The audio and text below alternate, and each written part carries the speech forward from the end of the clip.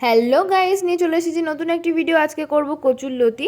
দেখে নিন আমি কি কি দিয়েছি। এই যে আমি লেবু আর তেঁতুলটাকে একসঙ্গে ভিজিয়ে রেখেছিলাম। এবার এর মধ্যে আমি দিয়ে দেব কচুর শাকের মধ্যে আমি অল্প অল্প করে মাখিয়ে নেব। তেঁতুল দিয়েছি, তারপরে ছোলা দিয়েছি আর শাকটা দেওয়ার পর আমি ঢেকে রেখে দেবো। ঢেকে রাখার পর একটি পাত্রে আমি তেল দেবো। তেলটা গরম হয়ে যাওয়ার পর আমি কিছু পাঁচফোড়ন দিয়ে দেবো। এখানে পাঁচফোড়নে দিয়েছি আমি শুধু পাঁচফোড়ন, রাঁধুনি আর তেজপাতা।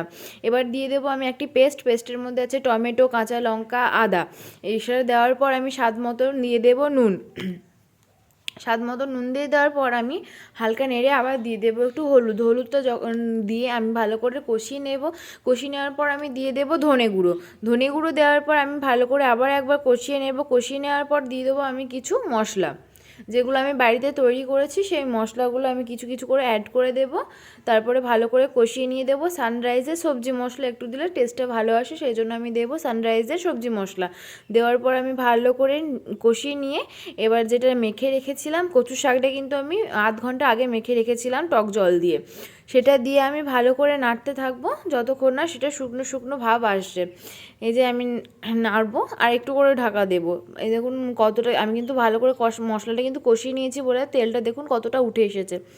আর যেহেতু আমি ছোলাটা সেদ্ধ না কাঁচা দিয়েছি, তাই যত ভাজবো তার সাথে সাথে আমার ছোলাটাও সেদ্ধ হয়ে যাবে। এছাড়া আমি দিয়ে দিলাম। এবারে দেখুন আস্তে আস্তে কিন্তু জলটা গলতে থাকছে। যতটা জল গলবে, জল গলে অনেকটা শুকনো হয়ে গেছে, এর মধ্যে আমি ভেজে রাখা বড়ি দিয়ে দেবো সামান্য নুন। যেহেতু আমার একটু নুনটা কম হয়েছিল সেজন্য দিয়ে দেবো নুন, চিনি আর একটু গরম মশলা।